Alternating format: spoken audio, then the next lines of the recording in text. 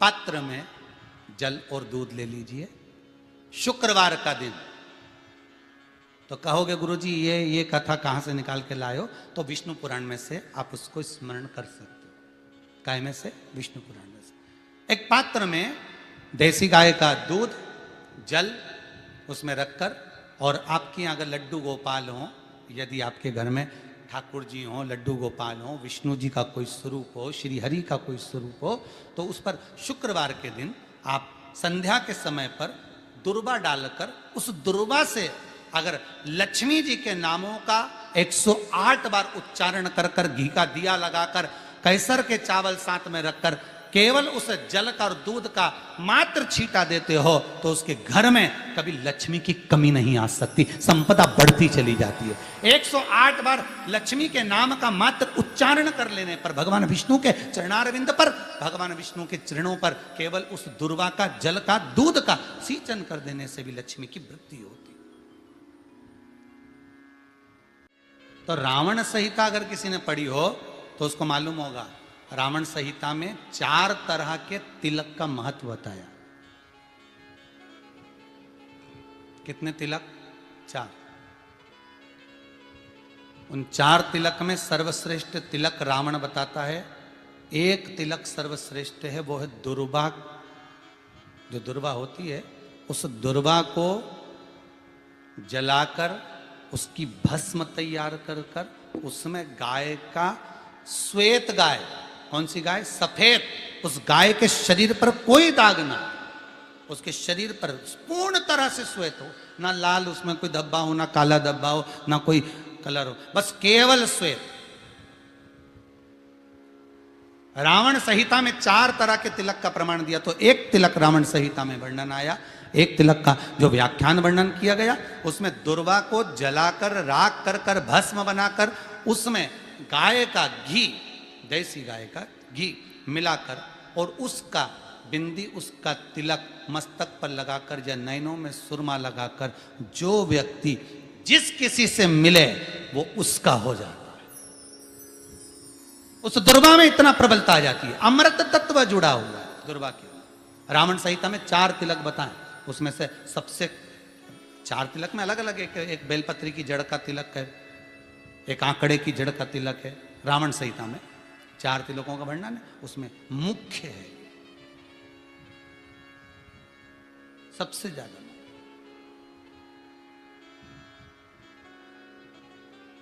हम तो कहेंगे, अगर मान लो, वैसे तो नौकरी करने जाओ, सर्विस करने जाओ, तो आंख में काजल लगा कर जा नहीं सकते, नहीं तो लोग ही कह देंगे कहाँ से आया है। मालूम पड़े तुम नौकरी के लिए इंटरव्यू देने जाओ और आंखों में काजल लगा के चले जाओ, तो फिर भी एक प्रयास करना, उस दुर्वा का जो काजल बनाओ, मूछे हो, दाढ़ी हो, कहीं कहीं पर भी उसकी एक बिंदी लगा कर चले जाओ, वो असर करेगी और आपको वो जॉब मिल ही जाएगा, ये पक्का है। उसमें आकर्षण होता है, दुर्वा आकर्षण का केंद्र करती है। आपको कभी आपके नयनों में दर्द हो रहा हो, जलन हो रही हो, तो आप दुर्वा, हरी भरी जहाँ दुर्वा हो, वहां थोड़ी देर चलने का प्रयास करिएगा, आपके नेत्रों का विकार समाप्त हो जाएगा। दुर्वा में वो एक सुख है, वो अमृत छुपा हुआ, और एक बार का अमृत नहीं, 5 बार का अमृत दुर्वा के अंतर्गत।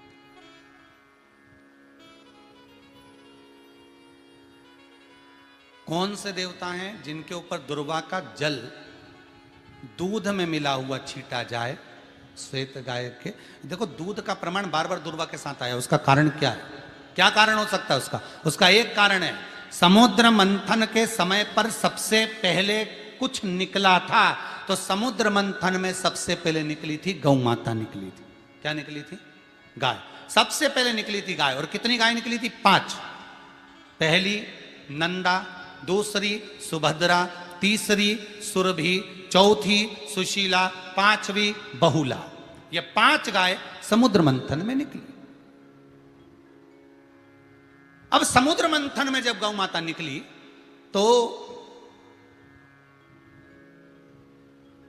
सारे 33 कोटि देवता मंथन में जो लगे हुए थे, उन मंथन को करते करते देवता थक चुके थे। सारे देवता थक चुके थे। बहुला सुरभि और सुशीला से बोली, सुभद्रा से बोली, नंदा से बोली, अपना काम है, एक काम करो, अपन आप रूप दूध की धार बहाना प्रारंभ करो, अपने आप दूध की धार हम मृत्युलोक में हम भेजें इन देवताओं के लिए, तो देवताओं को अमृत तत्व मिलेगा, आनंद होगा। और गौ माता ने ऊपर खड़े होकर जो दूध बहाना प्रारंभ करा, वो देवताओं के मुख में आधा तो गया और आधा दूध समुद्र पर जब गिरा, और जो मंथन चल रहा था उस मंथन के चलते, कभी दूध का दही का मंथन करना तो क्या निकल कर आएगा, मक्खन आ जाएगा। वो मक्खन तेड़ता हुआ समुद्र की लहर से दुर्वा पर जा पड़ा। इसलिए आज भी दुर्वा के साथ में गौ माता के दूध का बड़ा प्रमाण, वो भी देसी गाय, जर्सी नहीं, विदेशी नहीं, देसी गाय। और देसी गाय का दूध का बड़ा बड़ा प्रमाण है साहब। हम कई बार कथाओं में कहते हैं, जैसा खाया अन्न, बोलते जाओ, वैसा हो गया मन, जैसा पिया पानी वैसी हो गई वाणी, और जैसा पिया दूध वैसी बन गई बुद्ध। बुद्धि कैसे बनी है? दूध से बनी। डब्बे का दूध पियोगे तो डब्बे हो जाओगे, थैली का दूध पियोगे तो थैली,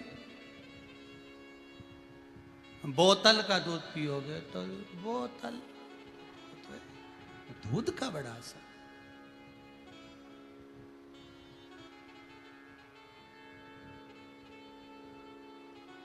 गौ माता के दूध का पान। दुर्वा बढ़ती है, और दुर्वा का एक बहुत सुंदर गुण है महाराज, बहुत सुंदर गुण है दुर्वा का। जहां पर उसके भीतर गांठ आती है ना, वहां से दो रास्ते बना देती है। बोलो बनाती कि नहीं बनाती? कभी दुर्वा देखी होगी आपने, जहां गांठ आई वहां दो रास्ते बनाएगी, फिर गांठ आई फिर दो रास्ते बनाएगी, फिर गांठ आई फिर दो रास्ते बनाएगी। दुर्वा का क्रम ऐसा है कि हम भगवान को दुर्वा क्यों देते हैं, उसका कारण यह है कि मान लो, हे परमात्मा, हे शंभु, हे गणेश, हे प्रभु नारायण, अगर मान लो मेरा एक रास्ता चलते चलते गांठ पड़ जाए, एक रास्ता मेरा बंद हो जाए, तो वहां से मेरे दूसरे रास्ते खोल देना। इसलिए दुर्वा भगवान को समर्पित करी जाती है। दुर्वा को समर्पित करने का क्रम ही यही है कि मेरे मार्ग खुल जाए, मेरी राह खुल जाए, मेरा मार्ग चारों तरफ खुलता चले। दुर्वा नीचे की ओर चलते चलते मार्ग खोलती चली जाती है।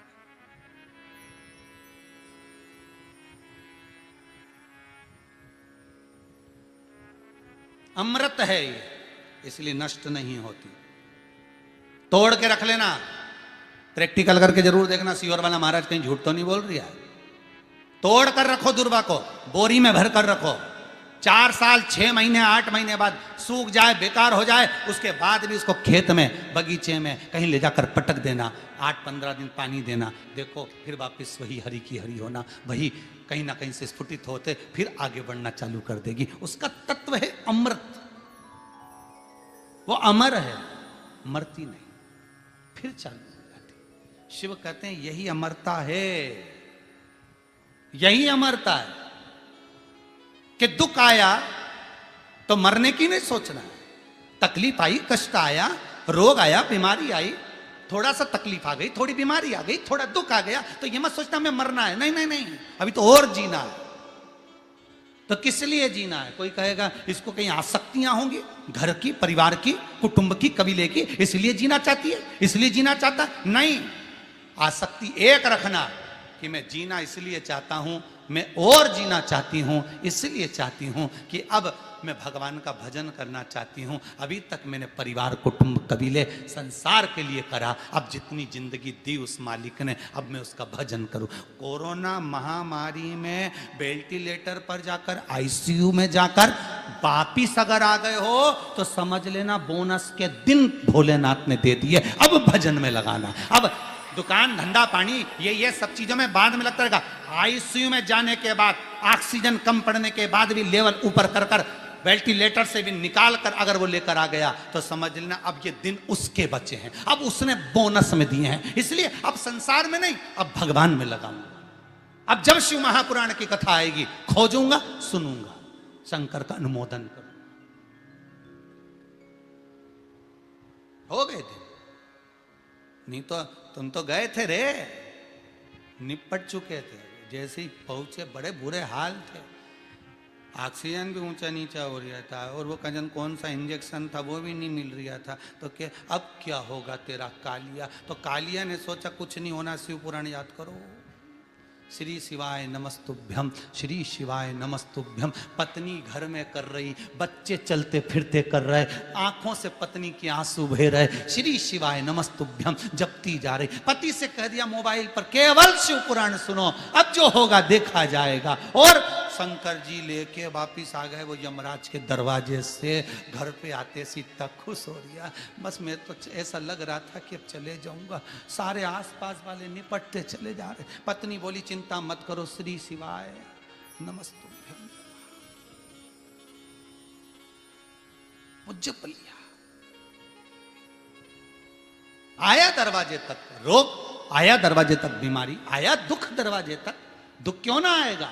हमारे पूर्व का कर्म है तो दुख तो मिलना ही है। कोई महाराज जी तुमसे कह दे कि तुम्हें दुख ही नहीं आएगा, मैं बैठा हूं, तो महाराज जी से कहते ना तुम्हारे चरण कहां, हमें बता दो, क्योंकि दुख तो आएगा।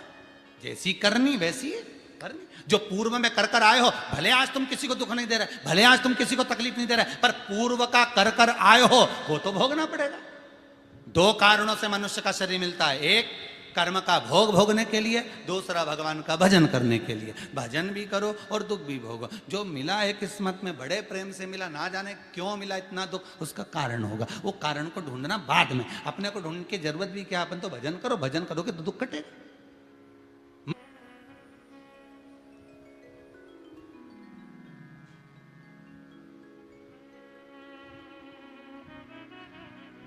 महाराज दुर्वा भगवान विष्णु को चढ़े, दुर्वा गणेश जी को चढ़े, दुर्वा शिव जी को चढ़े, दुर्वा ब्रह्मा को चढ़े, दुर्वा इंद्र को चढ़े, दुर्वा पितरों को चढ़े। कितना सुंदर कहा है। जिसके घर में पितृदोष प्रबल होता है, बहुत प्रबल पितृदोष है, तो उसके घर के जहां पानी का मटका रखा था, पितृदोष मालूम है ना? पितृदोष का लक्षण क्या होता है? 1 रुपए कमाओ, 1.25 रुपए खर्च हो, समझ लेना पितृदोष है। रात्रि को सो गए तुम, बड़े चक नींद आ गई तुमको, बहुत प्रेम से सो गए, सोने के 1.5 घंटे या 2 घंटे बाद तुम्हारी नींद खुल जाए और कम से कम आधे घंटे तक तुमको भूख लग रही हो, समझ लेना पितृदोष है। सोकर उठने के बाद में जैसे ही 1-2 घंटे की नींद हो गई और अचानक नींद खुल गई और तुम्हें भूख लग रही है, भूख लग रही है, प्यास लग रही है बहुत तेज, अभी सोए हो, 1.5 घंटा ही हुआ, 2 घंटा ही हुआ, भूख लगने लगी, बहुत तेज भूख लग रही है, समझ लेना पितृदोष है। पितृ भूखे हैं, भोजन की याचना कर रहे हैं, भोजन की याचना। सोने के बाद तत्काल नींद खुले 2 घंटे के बाद, भूख लगे, उसका भी एक समय बताया है महाराज ब्रह्मवर्ता पुराण के अंतर्गत कि रात्रि को सोने के बाद में 1 घंटे की नींद हो जाए और उसके बाद में 2 घंटे के अंदर वापिस नींद खुल जाए और भूख लगने लगे तो समझ लो पितृ भूखे हैं, भोजन मांग रहे, अन्न मांग रहे, पितृदोष है।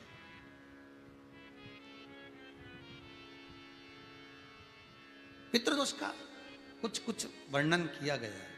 घर में एक पात्र के चक्कर में, एक बेडशीट के चक्कर में, एक सामान के चक्कर में विवाद हो रहा है तो समझ लो पितृदोष है। 1 रुपया कमाया, 1.25 खर्च हो रहा है, पितृदोष है। घर में एक बीमार, दूसरा फिर बीमार हो गया, तीसरा फिर बीमार हो गया, एक ठीक हुआ, एक बीमार हुआ, पितृदोष है। पितृदोष का भाव, तो उसके लिए करना क्या है? शिव महापुराण की कथा कहती है सुंदर, गणेश जी का चरित्र वर्णन करता है स्कंद पुराण कहती है, विष्णु पुराण कहती है कि दुर्वा 21 दुर्वा की गांठ बनाकर, 7 गांठ 21 दुर्वा की बनाकर, जो अपने पितरों का मटका, मटका मतलब परिंडा, हंडा, जो भी पानी का भरते हो, उसके नजदीक में मात्र एक कटोरी में चावल रखकर उसमें अगर दुर्वा रख देता है तो मात्र 5 या 7 दिन में पितृदोष समाप्त होना प्रारंभ हो जाता है। उसके घर में लक्ष्मी की वृद्धि होने लगती है, सुख शांति अपने आप आने लगती है, उसका क्लेश समाप्त हो जाता है। दुर्वा में वो गुण है जो पितृ भी उसका भाग अमृत तत्व प्राप्त करना चाहता, अमृत देना चाहता। और सरल भाषा में समझिए, जिसकी फैक्ट्री नहीं चल रही हो, फैक्ट्री में बार बार कुछ तकलीफ आ रही हो, गाड़ियां नहीं चल रही हो, 4 व्हीलर गाड़ियां ले रखी हैं, कभी ट्रक गड़बड़ हो रहा है, कभी ट्रक में ये हो रहा है, कभी गाड़ी में ये हो रहा है, कभी बस में ये हो रहा है। बस एक काम करना है, दुर्वा का थोड़ा सा भाग लेकर पानी के लोटे में उसको डालकर 5 अक्षत के दाने उसको पटक कर उस गाड़ी के अंदर उस कलश को रख दो, बस आधे घंटे के लिए, और उस पानी को चक्के के चारों तरफ डालते डालते जाइए दुर्वा के साथ में, तकलीफ नहीं देगा। फैक्ट्री का भी यही प्रमाण है। दुर्वा में वो अमृत तत्व छुपा है जिसका सुख आनंद दे जाता है। आनंद। शिव पुराण कह रही है महाराज, दुर्वा का एक नाम और है, उसका नाम है अमृत जन्मा। क्या नाम है? अमृत जन्मा। दुर्वा का एक नाम और है। मारवाड़ी लोग इसको ध्रुव भी बोलते हैं, ध्रुव बोलते हैं। दुर्वा का वो सुख। शंकर भगवान गौ माता दूध की धार लगाती है, इसलिए दुर्वा का दूध से बड़ा मिलन है, बड़ा आनंद है, बड़ा सुख है। कोई भी ग्रह अनुकूल नहीं है, सब बेकार चल रहे हो, सब प्रतिकूल चल रहे हो, दूध के पात्र में दुर्वा डाल लो, पीपल के वृक्ष के नीचे चढ़ा कर आओ, राहु केतु शुक्र शनि जो भी गड़बड़ है सब सुधरना चालू हो जाता है। दुर्वा का वो सुख। जिस नदी में स्नान करो, तीर्थ में जाकर उस नदी के पास में कोई बगीचा लगा हो, वहां की दुर्वा को तोड़कर स्नान करते समय नदी में मात्र विसर्जन कर देने पर पितरों को पिंड पहुंच जाता है। मात्र उस दुर्वा का विसर्जन कर देने पर पितरों को पिंड का भाग मिल जाता है। अभी ना तो तुम्हारे पास में आटा है, ना तुम्हारे पास में चावल है, ना तुम्हारे पास में पिंड है, ना कोई तुम्हें संकल्प छुड़ा रहा है, ना कोई तुम्हारे पास में वस्तु है, उसके बाद भी पितरों को भाग मिल रहा है। काय से? केवल एक दुर्वा के तत्व से। स्नान करने से पहले पवित्र नदी में, गंगा यमुना नर्मदा सरयू आदि किसी पवित्र नदी में आप स्नान कर रहे हो, वहां के बगीचे में घूमकर आप जाते तो हो, पैदल ही नहाने जाते हो, तो घाट के आसपास में कोई बगीचा, वहां की दुर्वा तोड़ ली, एक दुर्वा नहाने से पहले अपने पूर्वजों पितरों के नाम से नदी में छोड़ दी। फूल तो छोड़ते ही हो, दिया भी छोड़ते हो, बस एक ही चीज नहीं छोड़ते, वो दुर्वा। और वो ही काम की, वही काम की। तुम कुछ छोड़ो ना छोड़ो, एक दुर्वा का भाग छोड़ दिया, वो पितरों के लिए सुख प्रदान करने वाला। शिव पुराण कह रही है महाराज, भगवान एक बार शंकर भगवान आनंद से विराजमान, उसी समय पर जब गौ माता निकल गई, उसके बाद में विष निकला, विष शंकर भगवान को दिया। शिव जी ने विष पिया, नीलकंठधारी कहला। पार्वती जी ने बार बार मना करा, भोलेनाथ विष मत पियो, क्योंकि इन देवताओं ने आपसे नहीं पूछा मंथन।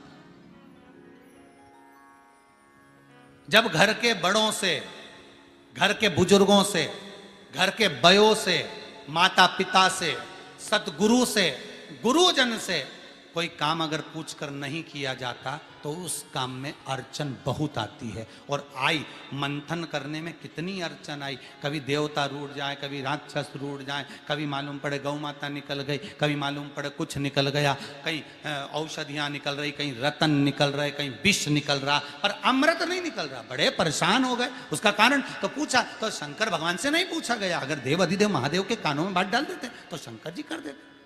शंकर तो सरल सहज, उनके कानों में बस बात जाना चाहिए, वो तो तुरंत आ जाता, तुरंत वो तो सामने। बस मुख से निकला और शिव ने किया। एक बहुत अच्छी बात है स्कंद पुराण की, आप शंकर के मंदिर में जाकर हाथ नी भी जोड़ो ना तो भी चलेगा। एक काम जरूर करना, परंतु हाथ नी भी जोड़ो ना। मंदिर में गए, आपने हाथ भी नहीं जोड़े तो भी शंकर के सामने बैठकर उससे अपनी दिल की बात जरूर कह देना। आपकी नी पटती ना शंकर से मत पटे।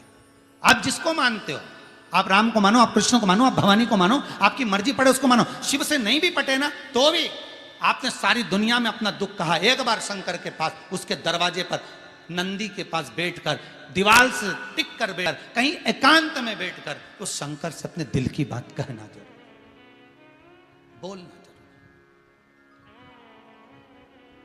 भोला सब दुख काटो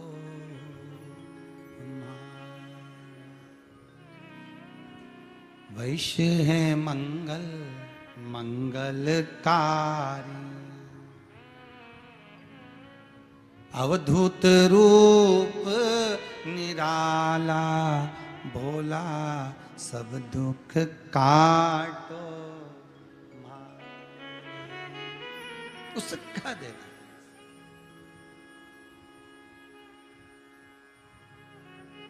उससे बोल वो दुख काट देगा।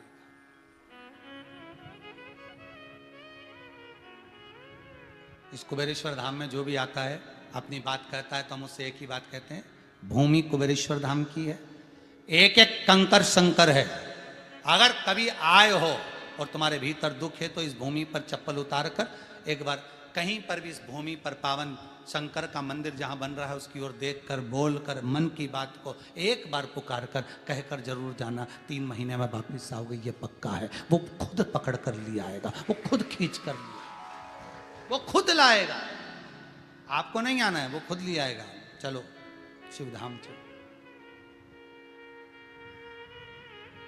दिल से कह, मन से कह।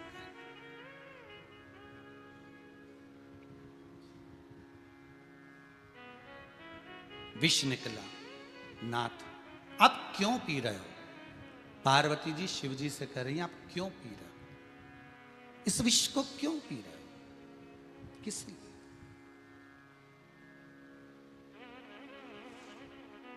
पार्वती, इन देवताओं ने मुझसे नहीं पूछा, मंथन किया, पर ये विष जो निकला है ये कोई नहीं पिएगा, और अगर पी लिए तो लोग मर जाएंगे, देवता प्राणों को त्याग देंगे। हला हल विष, इस विष को मुझे पीना पड़ेगा। कितने चतुर थे भगवान विष्णु, उनकी चतुरता देखिए, इसलिए उनका नाम है चतुर नारायण। भगवान विष्णु का नाम चतुर नारायण क्यों है? उनकी चतुरता देखिए। भगवान विष्णु को मालूम था अगर विष नीचे रखूंगा, सबको दूंगा, कोई नहीं पिएगा, फेंक देगा, अगर नीचे रखूंगा तो लोग पिएंगे तो मर जाएंगे। इसलिए आज भी नियम है, चूहा मार दवाई लेकर आओ, पेड़ पौधे पर छींटने की दवाई लेकर आओ, पौधे में डालने की दवाई लेकर आओ, गेहूं में डालने की दवाई लेकर आओ। उस दवाई पे लिखा रहता है कि बच्चों के हाथ से ऊंची धरो, लिखा रहता है कि नहीं लिखा रहता? कि बच्चों के हाथ से ऊंची रखो। तो भगवान विष्णु ने भी वही कहा कि ये बच्चों के हाथ से ये विष ऊंचा रखो। तो उन्होंने विष कहां पहुंचाया? कैलाश पर्वत। अब इतनी ऊंचा कोई पहुंच के बता दे? जाओ, डब्बा रखो दवाई का, छोटे छोटे बच्चों के सामने अगर कछुआ छाप अगरबत्ती या ये मच्छर की अगरबत्ती आ जाती है तो बच्चा मुंह में ले लेता। तो लिखा रहता है बच्चों के हाथ से ऊंची रखना, दवाई है ऊंची रखो, औषधि है, विष है ऊंचा रखो। मिठाई का डब्बा हो तो भले नीचे रख दो, पर विष ऊंचा, दवाई ऊंची रखो। ये पेड़ों पर छिड़कने की है, कीट पतंगा मारने की है, चूहा मारने की है, ऊंची रखो। तो भगवान विष्णु ने भी वो विष को ऊंचा रखा कैलाश पर कई कौन सी पुराण में लिखा है कि शंकर को भांग प्रिय है? ये तो तुम कुर्सी लगा के डब्बा निकाल लिए। नहीं तो उनने तो लिखा कि बच्चों के हाथ से ऊंची रखो, तो कैलाश पे रखी, वो दर्शन करने गए, वहां से उठा लाया। इतनी भांग पड़ी थी, लगी हुई थी। शंकर जी के पास भांग है, किसी पुराण में नहीं लिखा कि शंकर भगवान को भांग प्रिय है। ना स्कंद पुराण में, ना लिंग पुराण में, ना पद्म पुराण में, ना शिव पुराण में, कहीं नहीं लिखा शंकर भगवान को भांग प्रिय है, ये कहीं नहीं लिखा। पर शंकर भगवान का भांग से श्रृंगार होता है, भांग उनके नजदीक में रहती है, यह पुराण में लिखा है। क्यों रहती है? उसका कारण शिव महापुराण कहती है कि भगवान शंकर का जब कंठ जला पार्वती की आंखों से अश्रु बह निकला। पार्वती पत्तियों को ढूंढ रही थी, भांग की पत्तियां मिल गई। पार्वती ने उसको पीसा, शिवजी के कंठ पर लगा दिया जिससे जलन कम हो। शंकर के पास में भांग इसलिए लगी हुई रहती है कि जो हवा आएगी भांग की, शंकर जी का कंठ नहीं जलेगा, उस जलन को रोकेगा। विष की जलन को वो भांग की ठंडाई रोकेगी। पर इनको क्या मालूम था, ये तो ठंडाई समझ के पी गए। अब ठंडाई लगना थी बाहर, उतार ली अंदर।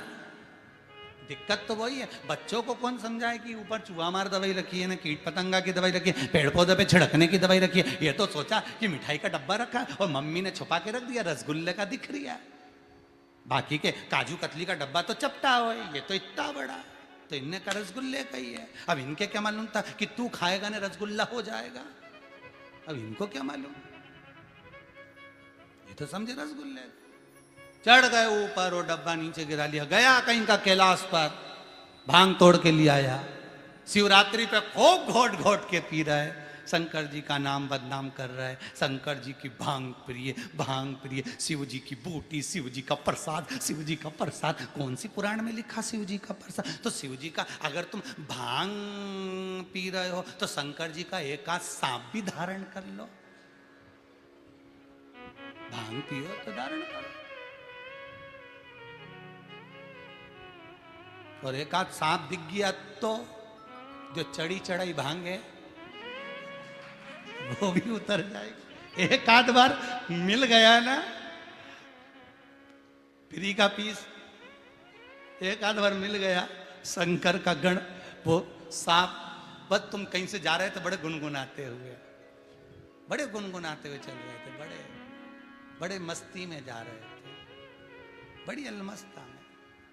और जैसे ही अलमस्ता में जा रहे तो सामने से कृपा कर देता है कि संपूर्ण विश्व आपके लिए जीता।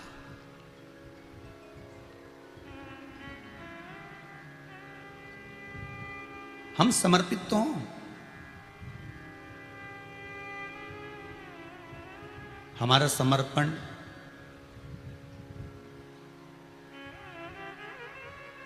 जब संपूर्ण जगत के लिए होगा तो संपूर्ण जगत भी तो आपके लिए समर्पित होगा।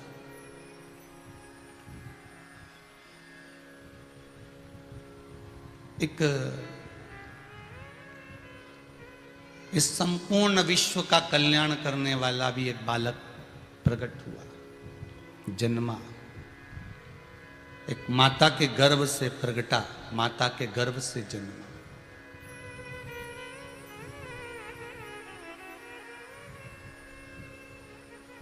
जिसने केवल एक गांव का नहीं, एक शहर का नहीं, एक नगर का नहीं, एक क्षेत्र का नहीं, संपूर्ण विश्व का कल्याण करा उस बालक ने।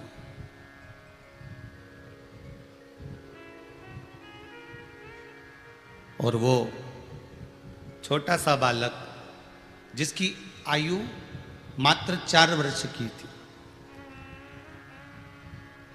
और 4 वर्ष की आयु में अपनी माता से कहता है, माँ, ओ माँ। माँ बोली, हाँ बेटा। माँ, मेरा मन करता है कि मैं संपूर्ण संसार को त्याग कर, ये घर, ये परिवार, ये नाते, ये रिश्ते, ये कुटुंब, ये कबीला, संपूर्ण संसार को त्याग कर मैं भगवान की भक्ति करूं।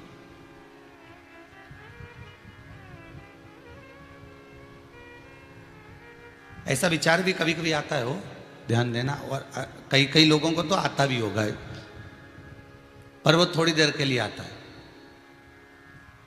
आज के समय में अगर ऐसा विचार आ रहा है ना तो क्षण भंगुर, थोड़ी सी देर के लिए आएगा, और थोड़ी सी देर आने के बाद में वो विचार वापस पलट जाएगा। बस माला लेके बैठे जब तक विचार था कि आज तो मैं माला जपूंगी और भगवान को प्रकट करूंगी, भगवान की भक्ति धारण करूंगी, 15-20 मिनट बैठी, उसके बाद वापस वो एक व्हाट्सएप पर मैसेज पढ़ लिया तो याद आ गया कि मैंने तो उसको मैसेज वापस भेजा ही नहीं, तो फिर वो माला छोड़कर वही व्हाट्सएप पर लग।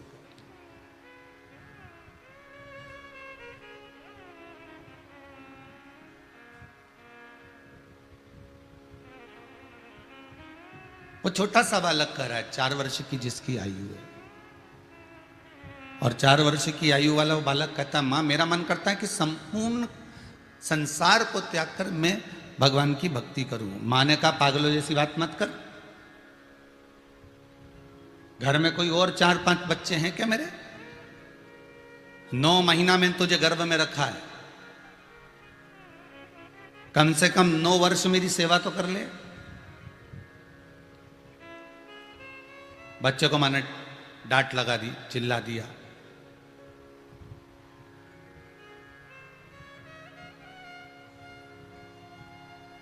बहू ठाकुर जी की सेवा करना चाहती है, भगवान की सेवा करना चाहती है, पर सास उसको डांट देती है, तेरे से नहीं बनेगा, तू हट जा, जा चौका संभाल, रसोई घर संभाल, तेरे बस का नहीं है, मैं कर रही हूं ना, मैं सब कर दूंगी, तू जा। तो बहू को लगता है जब सास सेवा में लगी हुई है, सास जब कर रही है तो मुझे करना ही नहीं, मुझे मतलब क्या, करो। वो सेवा से वंचित रह जाती है। घर के बच्चों को,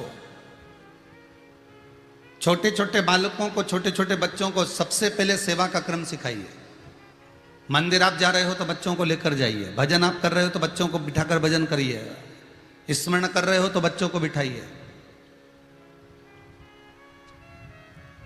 एक दरवाजे से जगतगुरु शंकराचार्य जी ने भिक्षा मांगना चाहिए, आलख जगाई, माता भिक्षाम दही। छोटी सी बच्ची दौड़ कर आकर कहती है, बाबा जी हमारे यहां कुछ भी नहीं है।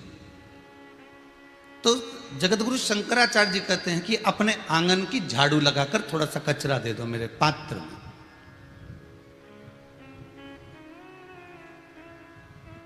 उसने झाड़ू लगाई, कचरा पात्र में दिया। गुरु स्वयं जगतगुरु शंकराचार्य जी उस पात्र को लेकर गए, आगे जाके उन्होंने कचरे को फेंक दिया। तो उनके शिष्य बोले, गुरुदेव आपको कचरा फेंक नहीं था तो कचरा लिया ही काहे को था?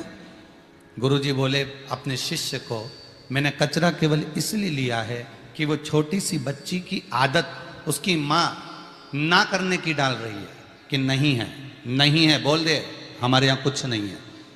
पर उस बच्ची को मैंने देने की आदत डाली है, भले उसने कचरा दिया, आज कचरा दिया तो कम से कम कल तो कुछ देगी। आज भले उसने कचरा दिया है पर कल तो कुछ प्रदान करेगी ना। और अगर यही सीख वो लेकर अपने मायके से जाएगी ससुराल, और ससुराल में जाने के बाद में यही सीख लेकर जाएगी, और ससुराल में सास ने कहा ये लिया तो कि वो है ही नहीं, इसकी सीख अर्थात मायके से जो बेटी जैसा सीख कर जाती है वो वैसा कर्म वहां ससुराल में भी कर लेती है।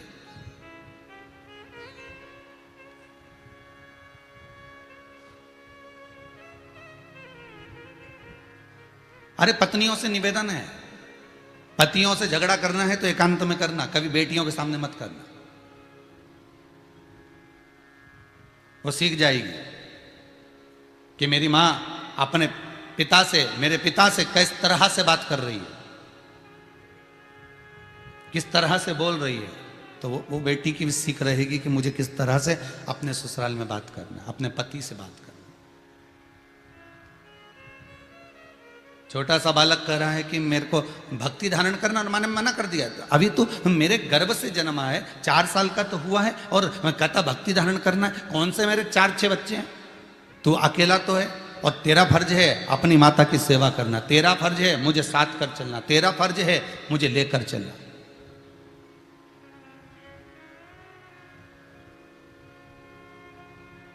नहीं, चलो अपना काम करो। बच्चा बढ़ते बढ़ते बढ़ते बढ़ते 6 वर्ष का हो गया। हर 5 महीने में, 4 महीने में बच्चा कुछ ना कुछ ऐसा प्लान करता कि माँ के सामने जाकर कहता, माँ मुझे कुछ भी अच्छा नहीं लग रहा, ये संसार बिल्कुल अच्छा नहीं लग रहा, मुझे तो साधु बनना है।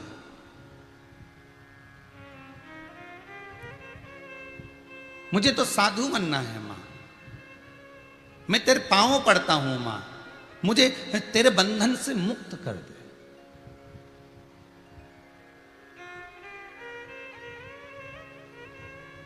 दुनिया का सबसे बड़ा बंधन होता है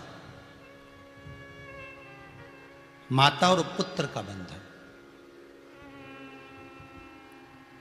अगर एक बेटा सन्यास लेने के लिए जा रहा है, एक बेटा सन्यासी बनने के लिए जा रहा है, और यदि उसकी मां ने कह दिया कि तू नहीं जाएगा तो पूरी भले तैयारी हो जाए तो बेटा नहीं जा सकता, नहीं तो वो संन्यास लेने के बाद भी जितना भजन करेगा, कीर्तन करेगा, नाम जाप करेगा, वो स्वीकृत नहीं होगा। हाँ, माँ बेटा अपने मन से कह दे कि बेटा जा, तू चले जा, तो तू फिर चल सकता है।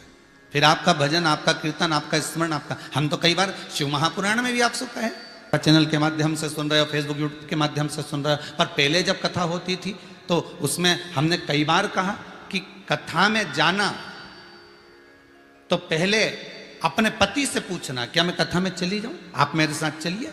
आपने माता पिता से पूछना, मुझे कथा में जाना है, मैं चले जाऊं। और यदि वो आज्ञा करें कि हाँ तुम कथा में चले जाओ, तो तुम कथा में आओ। और अगर पति मना कर दे तो तुम घर को ही तीर्थ बनाओ, घर को ही कुबेरेश्वर धाम बनाओ, वहीं बैठकर आस्था चैनल के सामने बैठकर मोबाइल पर आदि पर कथा का रसपान करो। वो मना कर दे तो आप मत आइए। शिव महापुराण की कथा तो यहां तक कहती है, कुमार खंड के अंदर लिखा हुआ है शिव महापुराण के, कि घर में अगर बुजुर्ग माता पिता हैं, शरीर बहुत शिथिल हो चुका है, शरीर पड़ा हुआ है, बहुत कष्ट हो रहा है उनको, और आप अपनी सहेली के साथ, आप अपने परिवार के साथ अगर तीर्थ करने के लिए जा रहे हो, कथा श्रवण करने के लिए जा रहे हो, तो ना तो तीर्थ लगेगा ना वो कथा लगेगी। घर में अगर बुजुर्ग पड़ा हुआ है और उसको सेवा की जरूरत है तो पहले आप उसकी सेवा करिए। कभी प्यासे को पानी पिलाया नहीं, बाद अमृत पिलाने से क्या फायदा। अब अगर वो जिंदा है, अगर वो जीवित है और पलंग पर पड़ा हुआ है, उसके शरीर से नहीं बन रहा, तो फिर हमें तीर्थ भी नहीं जाना, हम ना जाएं तीर्थ, हम ना जाएं कथा में, पहले उनकी सेवा करें। अरे इस कल युग में तीर्थ का क्या काम है, कर लो घर में सेवा, यहीं तो चारों धाम है, कि जिसके घर में सास ससुर वहीं बद्री नाथ है। अरे कर लो इनकी सेवा, यही तो चारों धाम है।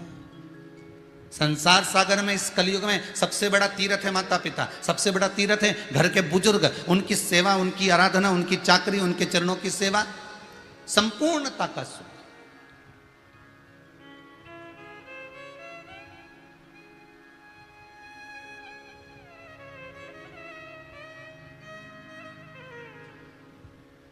कल डॉक्टर डे के उपलक्ष्य में एक मैसेज किसी का आया था, और उसमें एक बुजुर्ग सोया हुआ था और एक पिछोड़ा कंधे पर रखा हुआ एक गांव का व्यक्ति उसके चरण दबा रहा था।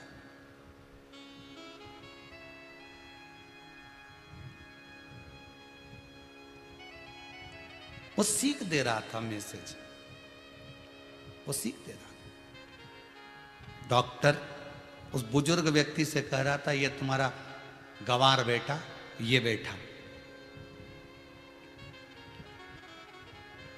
ये तुम्हारा गंवार बेटा ये बैठा, जो पढ़ाई नहीं करा, जो विद्या अध्ययन नहीं करा, गंवार रह गया, वो ये पढ़ा, तुम्हारे चरणों के पास, तुम्हारे चरणों में अभी पड़ा हुआ। वो पिछोड़ा पड़ा हुआ ग्रामीण सा व्यक्ति बुजुर्ग के चरण दबा रहा था। डॉक्टर कह रहा था, ये तुम्हारा गंवार बेटा ये पड़ा है। तो बुजुर्ग उत्तर देता है, मेरी बुद्धि को भाटा पड़ गया था, जो मैंने बच्चों को पढ़ाई कराई और दूसरे देश भेज दिया। ये सा गंवार रख लेता तो कम से कम माँ चरण की सेवा कर रहा है, कल भोजन की तो सेवा कर देता। बनाओ खूब, अपने बच्चों को डॉक्टर बनाइए, इंजीनियर बनाइए, तुम्हारी मर्जी, पड़े जो बनाओ, पर उससे पहले बच्चों को संस्कारित बनाइए। कि बेटा एडिलेड में, बेटी है न्यूयॉर्क, और ब्राइट बच्चों के लिए हुआ बुढ़ापा डार्क। और काका क्या करोगे, ये रुपया कहाँ धरोगे, इस धन को तुम करोगे क्या। सबसे बड़ा सुख यदि जीवन का अगर आपका बुजुर्ग अवस्था है, आपके जीवन में आप अपने शिथिल हो चुके हो, इंद्रियां काम नहीं कर रही, सारी इंद्रियां शिथिल हो चुकी हैं, उस समय पर पुत्रों की जरूरत पड़ती है, उस समय पर बच्चों की जरूरत है।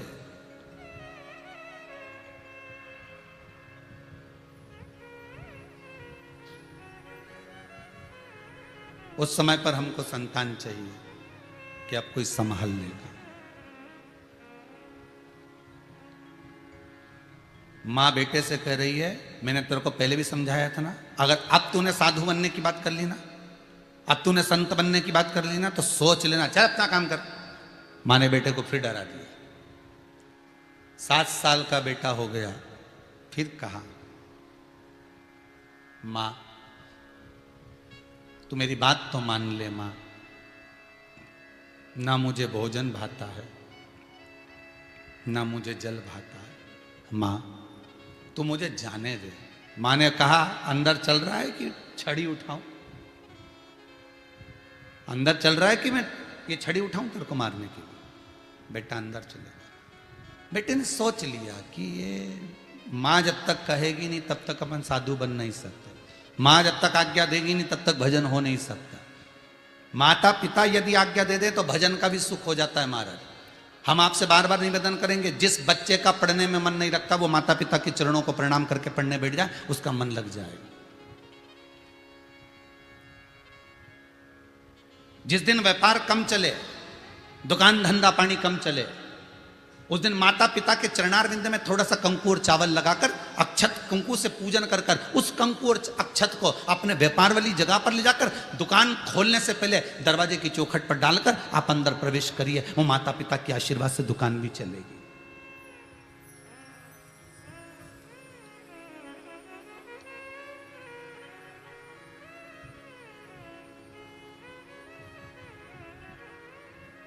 ये कोई साधारण नहीं हो सकते साहब।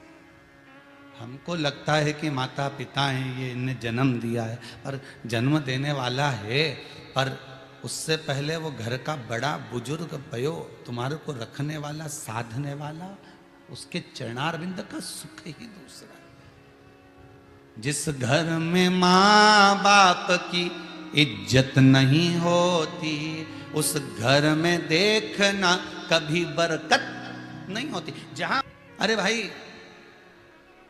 भारत की भूमि पर जन्म लेना सौभाग्य का विषय है। आज किसी ने एक प्रश्न किया था, कोई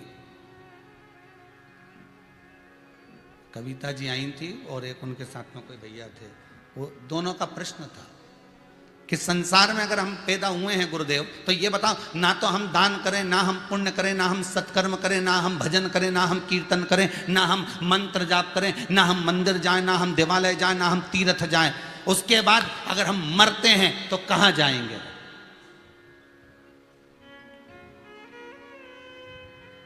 कभी हमने मंत्र नहीं जपा, कभी हमने नाम जाप नहीं जपा, कभी हमने स्मरण नहीं करा, कभी हमने गौदान नहीं करा, अन्नदान नहीं करा, वस्त्रदान नहीं करा, कभी हमने 2 अगरबत्ती नहीं लगाई, कभी हमने दिया नहीं लगाया, कभी हमने किसी भूखे को भोजन नहीं कराया, कभी हमने किसी प्यासे को पानी नहीं पिलाया। तो अगर हम मरेंगे तो कहां जाएंगे? अगर आपसे कोई प्रश्न करेगा तो क्या उत्तर दोगे? बोलो जरा जल्दी से।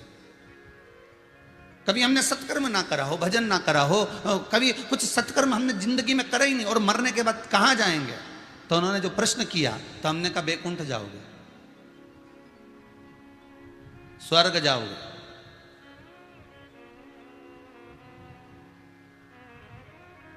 अगर आपसे कोई प्रश्न करता तो आप ये बोल देते नरक जाओगे। नहीं नहीं, स्वर्ग जाओगे। तो कविता जी ने कहा, गुरुदेव हमने जितने गुरु जी से पूछा उन्होंने सबने कहा ऐसा काम करोगे तो नरक ही जाओगे, और आप कह रहे हो स्वर्ग जाओगे। हमने कहा स्वर्ग जाने का केवल एक कारण है कि तुम भारत की भूमि पर जन्मे हो। जिस भारत की भूमि पर गंगा है, जिस भारत की भूमि पर नर्मदा है, जिस भारत की भूमि पर सरयू है, जिस भारत की भूमि पर मंदाकिनी है, जिस भारत की भूमि पर सरस्वती है, जिस भारत की भूमि पर गोवर्धन है, जिस भारत की भूमि पर अयोध्या है, जिस भारत की भूमि पर मथुरा है, जिस भारत की भूमि पर काशी है, जिस भारत की भूमि पर उज्जैनी है, जिस भारत की भूमि पर ओंकारेश्वर है, जिस भारत की भूमि पर सोमेश्वर है, जिस भारत की भूमि पर केदारनाथ है, जिस भारत की भूमि पर मल्लिकार्जुन है, जिस भारत की भूमि पर स्वयं बद्रीनाथ, केदारनाथ, यमुनोत्री, गंगोत्री, रामेश्वर, द्वारका, जगन्नाथ, जिस भारत की भूमि पर है, ऐसी पुण्यमय भारत की भूमि पर जो जन्म लेता है वो मरने के बाद स्वर्ग ही जाता है। इसलिए विदेश में जो मरता है उसको कहते एक्सपायर, डेथ हो गई। पर भारत की भूमि पर भले कितने से पापी मदिरा पीने वाला भी मरता है, अगर चोरी करने वाला भी मरता है, अगर भारत की भूमि पर कपट करने वाला भी मरता है, तो भी उसके नाम के आगे लिखा था स्वर्गवासी।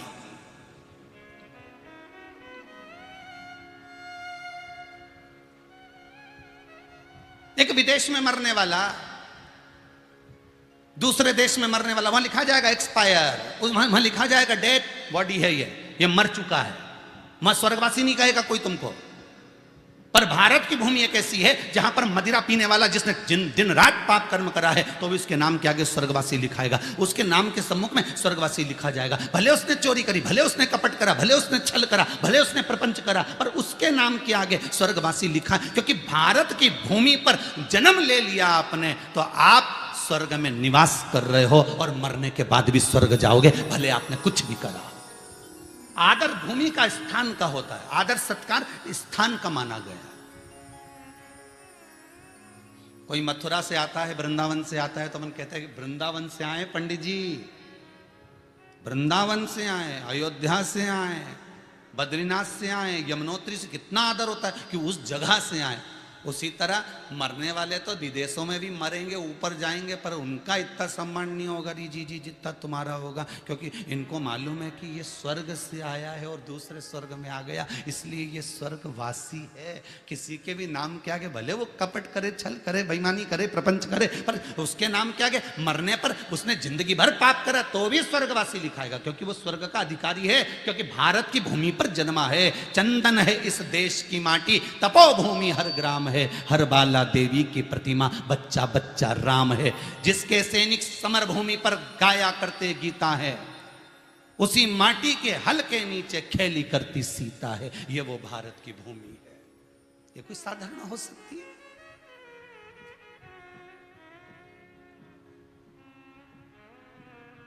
लोग विदेश घूम के आते हैं तो अपने आप में अहंकार में फूल जाते हैं, विदेश घूम कर आते हैं तो अहंकार में फूलते हैं।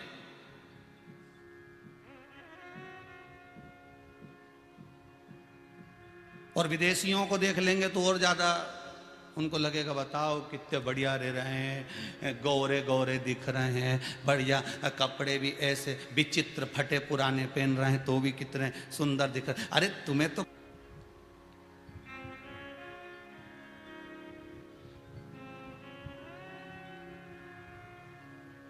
तुम्हें सुख प्राप्त हो। मां आज्ञा करे तो मैं संत बनूं, मैं साधु बनूं, और मां आज्ञा करे ही नहीं तो मैं साधु कैसे बन सकता? अब करा क्या जाए? अगर माता आज्ञा करे तो मैं साधु बनूं, अगर माता आज्ञा करे तो मैं संत बनूं, पर माता तो आज्ञा ही नहीं कर रही ना, दिक्कत तो वहीं अड़ी पड़ी है। अब करा क्या जाए? बस वो बालक का द्वार खुला है, हरि का ये हरिद्वार बनाया है ना, इसीलिए बनाया कि तुम्हारे द्वार बंद हो जाए ना, जब संसार सागर के सारे द्वार बंद हो जाए, बहुएं नहीं पूछे, बेटा नहीं पूछे, परिवार के लोग नहीं पूछे, सारे द्वार तुम्हारे लिए बंद हो जाए तो हरिद्वार आ जाना। ये हरिद्वार इसलिए बनाया गया था पुराने समय में कि हरिद्वार, हर की पौड़ी, जब सारे दरवाजे बंद हो जाएं तो इसके दरवाजे पर आकर बैठ जाओ, बस यहाँ बैठो, गंगा का स्मरण करो, भजन करो, कीर्तन करो, मंत्र जाप करो, माला जपो। तो किसी ने पूछा अगर हम गंगा के घाट पर जाकर बैठ जाएंगे तो भोजन मिलेगा क्या? तो जैसे तुम्हारी बहू तुम्हें भोजन देती थी, जैसे तुम्हारे परिवार वाले तुम्हें भोजन देते थे, एक बार विश्वास कर कर उस परमात्मा के द्वार पर जाकर बैठो तो सही, उस शंभू के, उस शंकर के द्वार पर पहुंचो तो सही। तुम एक बार जाकर बैठोगे, वो परमात्मा का काम भरण पोषण करना। अरे पैदा होते से ही कितने लोग हैं जो डायरेक्ट खाना खाना चालू कर दिए, भोजन करना चालू कर दिए? कोई नहीं। पैदा होते से कौन कमाई करने गए थे? पैदा होते से कौन सी तुम नौकरी कर रहे थे? पैदा होते से तुम कौन सी सर्विस करने गए थे? पैदा होते से तुम कहां, किस कंपनी को तुमने डाला था? पैदा होते से कौन सी फैक्ट्री खोल ली थी? पैदा होते से कौन सी दुकान डाल ली थी? माता की गोद में पड़े रहते थे और पेट भरने की जवाबदारी उस परमात्मा की थी। माता के स्तनों में दूध दिया, तेरा पेट भरा। कमाना भी नहीं आता था तेरे को, तो ऐसा ही पड़ा रहता था, खटमल खाते थे। मच्छर वहीं नोचते थे तो रोता था, मां आके उठाती, मच्छरदानी लगा के चली जाती। अपने हाथों से अपनी गंदगी भी साफ नहीं कर सकता था। ऐसी तो तेरी दशा थी, तो फैक्ट्री क्या खाक डालेगा? और इतना अकड़ में फिरे कि मैंने फैक्ट्री डाली, मैंने दुकान बनाई, ये मकान मैंने बनाया, ये सारी जितनी जमीन दिख रही सब मैंने करी। अगर वो तो मैंने बहुत बहुत कर दिया परिवार के लिए, मेरे बराबर कोई कर सके? मैंने करा सब। और मैं करता करता करता करता करता करता चले।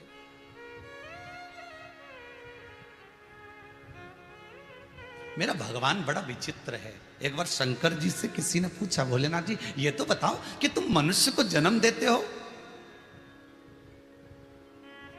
तो बिल्कुल आसक्ति नहीं देते, जन्म के समय पर कोई आसक्ति नहीं। जन्म दोगे वो कुछ लेकर नहीं आया, और मरते समय भी आसक्ति नहीं रहती, जाता है जब कुछ लेकर ही नहीं जाता। बड़ा विचित्र काम है तुम्हारा, यही कमाया यही छोड़ दिया।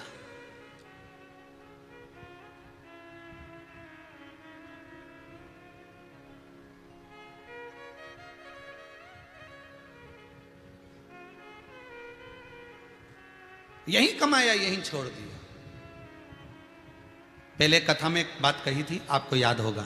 पहले के लोग तीर्थ करने जाते थे, साथ में थोड़ा सा आटा चावल दाल, थोड़ा सा सामान बनाने का, लकड़ी वगैरह, थोड़ा मसाला वगैरह लेके सिर पे चले जाते, लेके जाते हुए। पर आज के जमाने में लोग तीर्थ करने जाते हैं तो सामान लेके जाते हैं क्या? कोई नहीं जाता। पहले तो इतना सारा बैग भर के कपड़ा भी लेके जाते, अब तो कपड़ा भी नहीं ले जाते। जिस होटल में ठहरेंगे वहां टॉवल भी मिलेगा, जिस होटल में ठहरेंगे वहां सारी व्यवस्था, साबुन भी नहीं ले जाना, वहां मिलेगा। बड़ी बड़ी होटल में साबुन भी मिलता है। जिस होटल में ठहरेंगे वहां पर ब्रश भी मिलेगा, पेस्ट भी मिलेगा,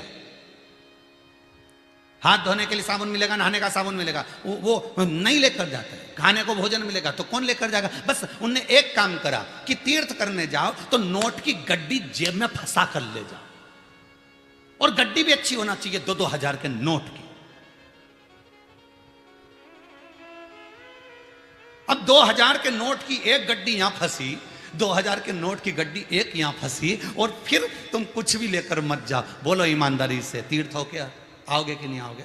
अरे बोलो तो सही, जितने टीवी के सामने बैठे अच्छे से बोलो, तीर्थ होगा कि नहीं होगा? तुम कुछ एक जोड़ कपड़े मत ले जाओ, बस नोट की गड्डी फंसा और चले जाओ। फिर देखो आप जिस फ्लाइट में बैठ कर जाओगे वहां पर भी लोग खाना ला कर देंगे, बस वो गड्डी होना चाहिए।